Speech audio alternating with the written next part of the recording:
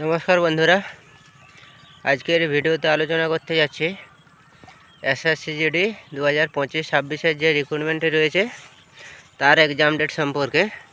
বন্ধুরা, ওটার এক্সাম হওয়ার কথা ছিল 23শে ফেব্রুয়ারি, কিন্তু কোনো কারণবশত ওটা পোস্টপোন হয়েছে এবং পরবর্তী ডেট দেবে।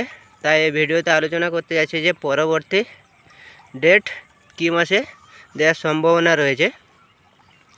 যেহেতু ফেব্রুয়ারি পেরিয়ে এটা মার্চ পড়েছে, এরপর এপ্রিল মাসে ভোট রয়েছে, তাই মার্চে তো হওয়ার সম্ভাবনা নেই। মার্চ শেষ হতে চলেছে, এপ্রিলের সম্ভবত শেষের দিকে ডেট আসতে পারে এসএসসিজিডির এক্সামের, আর না হলে মে মাসের ফার্স্ট সপ্তাহে এসএসসিজিডির এক্সামের ডেট আসবে।